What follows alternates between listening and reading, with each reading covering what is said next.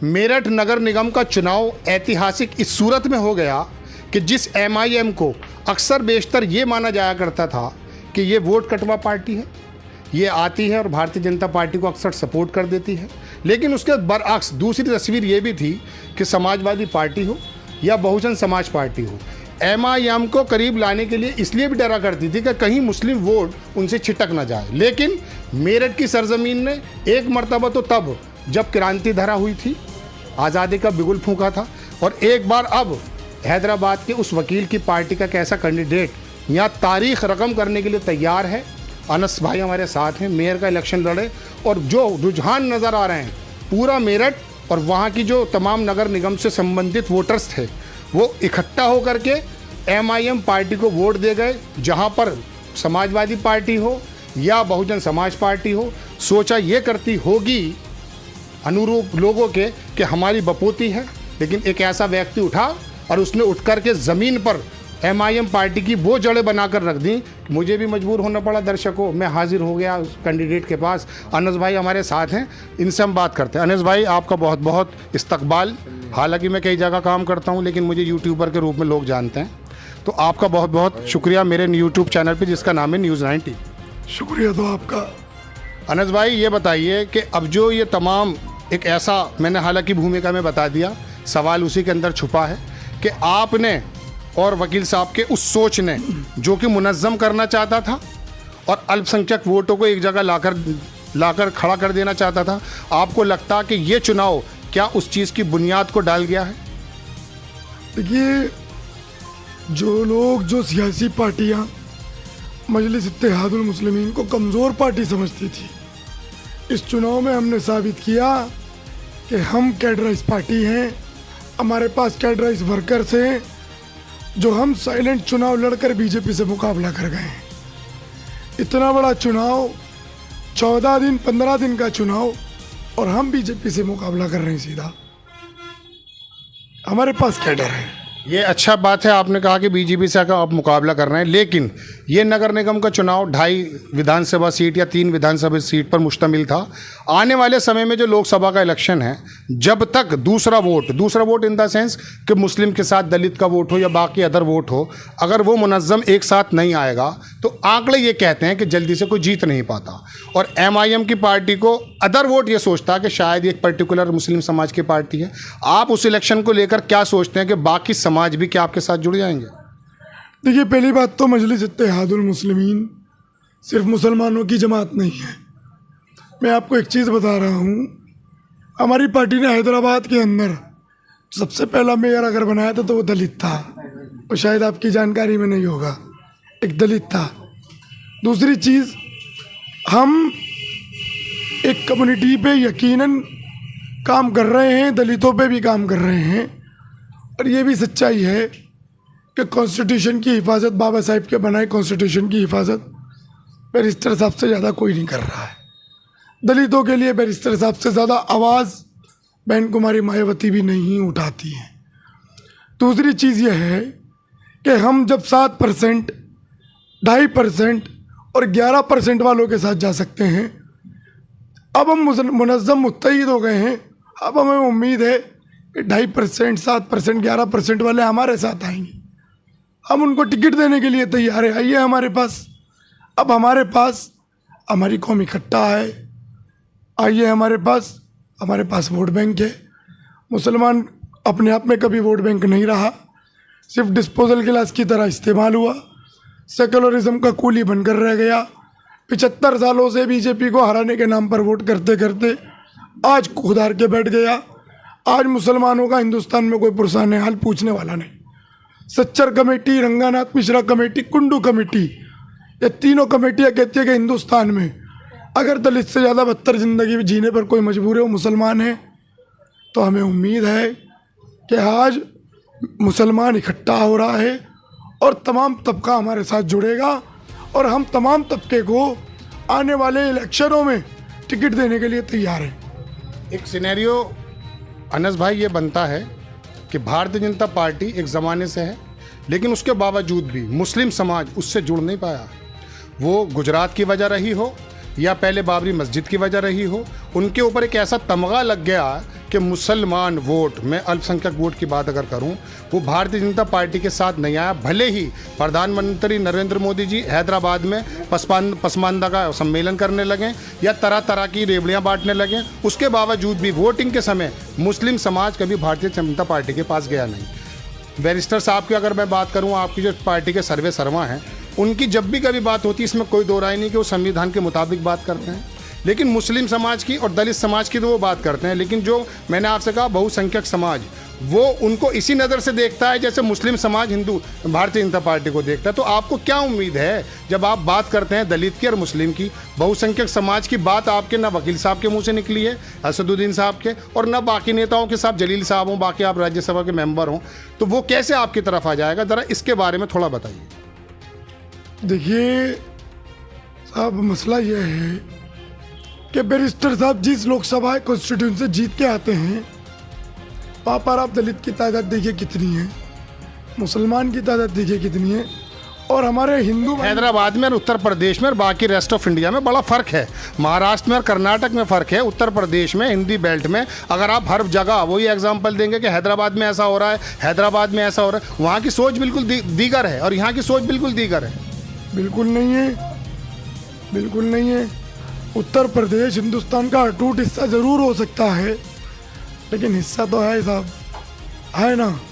हैदराबाद हिंदुस्तान का अटूट हिस्सा हो सकता है, लेकिन हिस्सा तो है ना। आपने बैरिस्टर साहब का जिक्र किया, जहाँ से वो लोकसभा जीत करके आते हैं, क्या वहाँ पर उनको हिंदू वोट नहीं करता? महाराष्ट्र में आप जाइए, सर्वे इस तरह से अटल बिहारी वाजपेयी को मिली है, मध्य प्रदेश में भी है और लखनऊ में भी। ये एक अलग बात है, ये ऐसी नेशनल फिगर हैं कि इनको सारे समाज वोट दे देते हैं। नरेंद्र मोदी जी अगर मेरठ में आकर चुनाव लड़ने लगेंगे तो शायद हमारी वोट भी चली जाएगी उनको। लेकिन मैं बात कर रहा हूँ आपकी बात और ज़मीन के लोगों के नेताओं की बात, उन्हें स्ट्रगल करना पड़ेगा, क्योंकि आपके चेहरे पर, आपकी पार्टी पर तो यही तमगा लगा हुआ है ना कि आप मुस्लिमों की पार्टी हैं और आपको जाना है लोकसभा में, आपको जाना है विधानसभा में। वो समीकरण कैसे बांधेंगे? मैं सिर्फ ये तीसरी बार सवाल कर रहा हूँ। साहब, आप मुझे एक चीज़ ये बताइए कि 11% या 7% वालों के साथ मुसलमान कैसे गया, ये बताइए आप मुझे। मैं देखिए, सवाल तो मैं कर रहा हूँ, जवाब आपको देना। अगर आप मुझसे सवाल करेंगे एज ए रिपोर्टर तो मैं उसका भी जवाब दूंगा। पहले मेरे सवाल का जवाब दे दीजिए अनस भाई, कि वो जो बहुसंख्यक वर्ग है जो सोचता ये है कि यार ये जो पार्टी है दरअसल मुसलमानों की है, उनको अट्रैक्ट करने की बात। हालांकि मैं कह रहा हूँ कि वकील साहब जो आपके बैरिस्टर साहब हैं वो संविधान के मुताबिक बात करते हैं, लेकिन उन पर तमगा लग गया है। इन लोगों का कहीं ना कहीं फ़ायदा भी होता है कि देखो मुसलमान जो है ध्रुवीकरण कर रहा है और हम एक तरफ आ जाएँ। आरएसएस ने यहाँ पर जो एक बार जो है सूर्य वो किया था राष्ट्रोदय, वहाँ इकट्ठा यही तो कहा, सुब्रमण्यम स्वामी ये कहते हैं कि 15% की और 85% की लड़ाई है। उस 15% की लड़ाई आप बखूबी लड़ रहे हैं और आपने मजबूती का दिखा भी दिया है, लेकिन अगर बाकी 85% भी तो लोग दिमाग रखते हैं, वो भी तो एक साथ हो जाएंगे। फिर ये मायावती की और मुलायम सिंह की और लोहिया की और जयप्रकाश की सारी मेहनतें ख़राब हो जाएंगी ऐसे तो। अरे साहब देखिए, बीजेपी और हम समंदर के दो अलग अलग किनारे जो कभी नहीं मिल सकते, कभी नहीं मिल सकते। और दूसरी चीज़, लीडर की लीडरशिप उसकी पॉलिसियाँ तय करती है, अवाम पॉलिसियों को पसंद करती है। हमारे पास तमाम तबकों के लिए पॉलिसी है। हम ये कहें कभी बैरिस्टर साहब को नॉन मुस्लिम कैसे पसंद करेगा, हमारे पास पॉलिसियाँ हैं साहब। हमारे साथ दलित समाज आने को तैयार है, मुस्लिम समाज हमारे साथ आने को तैयार है। तो हम बिल्कुल उम्मीद लगा सकते हैं कि हम जब एजुकेशन पे बात करेंगे, हम जब हेल्थ पे बात करेंगे, हम डेवलपमेंट पे बात करेंगे, हम जब इक्वालिटी पे बात करेंगे, उम्मीद है यकीनन तमाम तबका हमारे साथ जुड़ेगा। दूसरी चीज़, बीजेपी के साथ मुसलमानों की जाने की वजह यह है कि बीजेपी हमारी खुली दुश्मन है। जिन लोगों ने हमारी मॉब लिंचिंग की, उन लोगों को बीजेपी तिरंगा और भगवा में लपेट करके अंतिम संस्कार करती है। बम ब्लास्ट के आरोपियों को बीजेपी अपने यहाँ शरण देती है, कत्लेआम करने वालों को यही वजह तो है कि बीजेपी का जो रोल है उसी वजह से मुस्लिम डर है। ये बात आपकी बिल्कुल जा है और बजा है, बिल्कुल सही है। लेकिन चलिए खैर, मैं अपने अगले सवाल पे आता हूँ। अनस भाई, क्या ऐसा संभव नहीं है कि जिस तरह से उत्तर प्रदेश की अगर मैं बात करूँ तो दलित समाज यहाँ मुस्लिम से कम है, लेकिन उन्होंने किया क्या है, अपने विधानसभा को उठाकर देखिए कि वो वहाँ पर दलित समाज को तो बना दिया करते थे शहर का जिलाध्यक्ष और मुस्लिम समाज को वो टिकट दे दिया करते थे। क्या ये संभव नहीं है? और क्या ऐसा नहीं हो सकता है कि आपकी MIM पार्टी जो है वो दलित समाज के लोगों को और जो बहुसंख्यक समाज के लोग हैं उनको कहें कि भाई जिस तरह से बहुजन समाज के लोग इकट्ठा होकर आपको वोट देते थे, हम भी टिकट तो देते हैं आपको। मेरी वकील साहब से भी एक बार टेलीग्राम के माध्यम से बात हुई है, तो कहना मैं चाहता हूं कि क्या ये संभव नहीं हो सकता कि आप जो है टिकट दें दलित समाज को, टिकट दें आप बहुसंख्यक समाज को और मुस्लिम समाज को इकट्ठा करके, जैसे मायावती जी अपना वोट बैंक तमाम का तमाम दे दिया करती थी, वो बात दीगर है कि वो कैसे देती थी, उसको छोड़ दीजिए। लेकिन क्या ऐसा नहीं हो सकता कि MIM बजाय मुस्लिम चेहरों को ज़्यादा उतारने के, जहाँ पर बहुसंख्यक समाज ज़्यादा है, उनको टिकट दें और मुस्लिम समाज उनके साथ आ जाए, तो ये आपस में समरसता पैदा हो जाएगी, जैसे बहुजन समाज के साथ जुड़ गए थे और जैसे समाजवादी के साथ जुड़ गए थे। क्या ये संभव है? मैंने कहा ना अभी, टिकट देंगे आप? बिल्कुल, मैंने कहा था ना अभी, शायद आपने गौर नहीं किया। तब सर समाज हमारे साथ आए, हम पॉलिटिकल एम्पावरमेंट की बात करेंगे, हम हेल्थ पे बात करेंगे, हम एजुकेशन सेक्टर पे बात करेंगे, हम इक्वालिटी पे बात करेंगे, बराबरी की बात करेंगे। तमाम तबकों को हम टिकट देने के लिए तैयार हैं और हमें उम्मीद है इंशाल्लाह अगला लोकसभा का इलेक्शन आएगा, तमाम तबके हमारे पास आएंगे और जहाँ जहाँ पॉसिबल होगा वहाँ हम टिकट देंगे। आप अपना भी कैडर फैलाएंगे, तबके तो आपके पास आ जाएंगे। आपने चलिए बोधा लगा दिया है। हालांकि इलेक्शन की बात मैं आपको बताऊं अनस भाई कि इसी मेरठ की धरती पे जगवीर सिंह गुजर एक बार लोकसभा का इलेक्शन लड़े, उस समय मवाने की सीट यहाँ हुआ करती थी। 2,87,000 वोट उन पर आ गए, चूँकि उस समय गुजर समाज बहुत था। लेकिन अचानक हुआ यूं, अगले इलेक्शन में वही जगवीर सिंह गुजर साइकिल के निशान से थे, समाजवादी से थे और वही गुजर भी वोट थी। लेकिन वो बड़े गुजर साहब आ गए भड़ाना जी, उनके ऊपर सिर्फ 15,000 वोट रह गई। ये जो इलेक्शन होते हैं ना, ये हमेशा ऐसा नहीं होता कि किसी बंदे को अगर 6 लाख वोट मिल गया तो अगली बार भी 6 मिलेगा। ये तो बदलते रहते हैं सिनेरियो। लेकिन क्या ये संभव है कि हम उम्मीद करें कि आपकी पार्टी से वाकई टिकट भी दिए जाएंगे? और दूसरी बात, अगली बार वकील साहब हों, आप हों, अपने मंच से सारे के सारे समाजों को ये बात बताने की भी कोशिश करें कि MIM संविधान के मुताबिक बात करती है और करती भी है। ये बात सच है। बैरिस्टर साहब के बारे में अगर मैं बात करूं, उनको, उनकी वक्ताओं, उनकी बात को, उनकी आवाज़ को सभी लोग सुनते हैं। उसके मुंह से कभी ये शब्द नहीं निकला जो मुझे लगता हो कि संविधान के खिलाफ हो, इसमें कोई दो राय नहीं। लेकिन मैं तो फिर भी ये कहता हूँ कि आपको संविधान की जब आप बात करते हैं तो सारे उन बहुसंख्यक समाज को जोड़ने के लिए एक तरीका यही है जो बाबा साहब ने बताया, जो काशीराम जी ने भी किया, जो मुलायम सिंह ने भी किया। अगर ये काम हो जाता है तो ये, मैं हालांकि मैं आपको स्टेटमेंट नहीं दे रहा हूँ, मैं तो वकील साहब के बारे में, IM के बारे में जो मैंने पोजीशन देखी कि मेरठ की धरती पे कैसा पौधा उगाया है कि शायद ये आवाज़ फिर चली जाएगी, तो मुझे मजबूरन आपके पास आना पड़ा और मुझे लगा कि ये बात कम से कम मेरे ज़रिए आपके वकील साहब तक चली जाएगी। देखिए साहब, मसला ये है, मैं बार बार इसी बात को कह रहा हूँ, हम बिल्कुल बाबा साहेब को मानने वाले हैं और गांधी और नेहरू से बड़ा लीडर कोई है तो बाबा साहेब भी अम्बेडकर है, ऐसा मेरा लीडर का कहना है। बाबा साहेब के बनाए कॉन्स्टिट्यूशन को, उनकी बनाई पॉलिसियों को मैं भी मानता हूँ।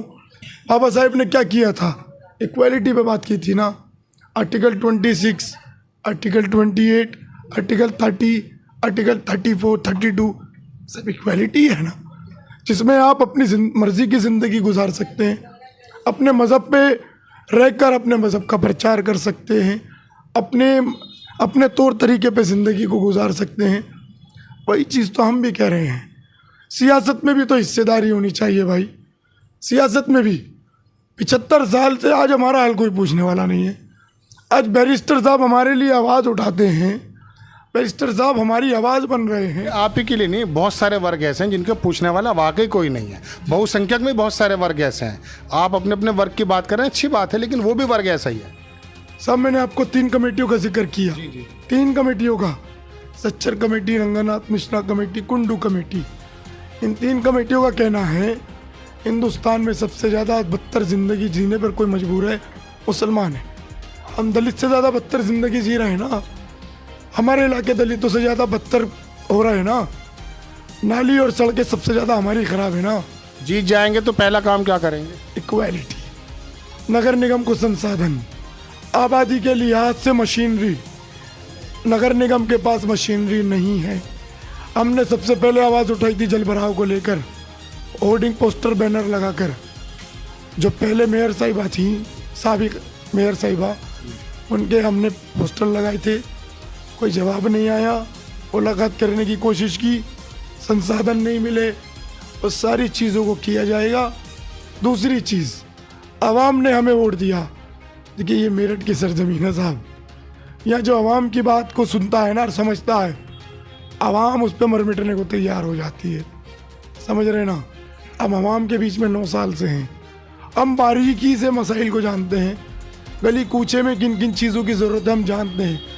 गली कूचियों में हम जाते हैं, फार्चूनर में बैठने वाले लोग नहीं जाते, पैराशूट से उतारे गए कैंडिडेट कभी नहीं जाते। और यहाँ पर मुसलमानों के दम पर मुसलमानों का वोट हासिल कर कर मेयर बनने के ख्वाब देखने आए थे, पैराशूट में बैठकर वापस चले जाते। जनता ने जवाब दे दिया है। जनता ने अपने बीच से अपने बेटे को चुनकर उसके हक में अपने वोट का इस्तेमाल करके बता दिया है कि अब हम अपनी सियासी ज़मीन को खुद तैयार करेंगे। तो ये हमारे साथ थे मेयर के प्रत्याशी, बहुत अच्छा वोट इनको पड़ा है। और एक पढ़े लिखे व्यक्ति में, एक पढ़े लिखे कैंडिडेट में सिर्फ यही फ़र्क हुआ करता है कि उसका विजन क्लियर होता है। इन्होंने कहा कि अगर नगर निगम में हम मेयर बन के जाते हैं तो उसकी बुनियादी बात इन्होंने बताई कि किस तरह से संसाधनों का जो बंटवारा है तमाम लोगों में किया जाएगा और वहाँ किस तरह से सोर्सेज इकट्ठे किए जाएंगे। और ये बातें तमाम दर्शकों, बात यह है कि टीवी पे करना संभव नहीं होता। इनकी शिकायत मेरे सामने आते के साथ ये थी कि आप अब आए हैं। होता यूँ है कि अगर आप कैंडिडेट के पास पहले जाते हैं, उसके तमाम चुनावी वादे सुनते हैं, लेकिन अब पूरे शहर ने पूरे मेयर की सीट पे इनको वोट दिया गया और पता चला कि वाकई एक ऐसे व्यक्ति को वोट दिया गया है। और MIM पार्टी के जो कैंडिडेट ये हैं, इनकी बातें आपने सुनी बहुत ध्यान से। और लगता यूँ है तमाम बातों का जो मरकज़ था वो ये था कि आखिरकार MIM का ये पौधा लग गया है, बड़ा होकर के शायद एक पेड़ बन जाएगा और बकिया लोग भी इस तरफ अट्रैक्ट होंगे। लेकिन साथ साथ नगर निगम का भी विजन इन्होंने क्लियर करा कि किस प्रकार से अगर ये नगर निगम जाते हैं तो किस तरह से सोर्सेस का बंटवारा करेंगे। मेरे साथ कैमरा सहयोगी सरफराज अली के साथ मैं राशिद ज़हीर। एक रिक्वेस्ट आपसे और है कि चैनल को सब्सक्राइब भी कीजिए, शेयर भी कीजिए। यदि आपको लगता है कि बात आज़ाद मीडिया कायम रहे, वो जाए दूर तक, तो इसको स्प्रेड ज़रूर कीजिएगा। नेक्स्ट टाइम मैं किसी खबर के साथ आता हूँ। जय हिंद।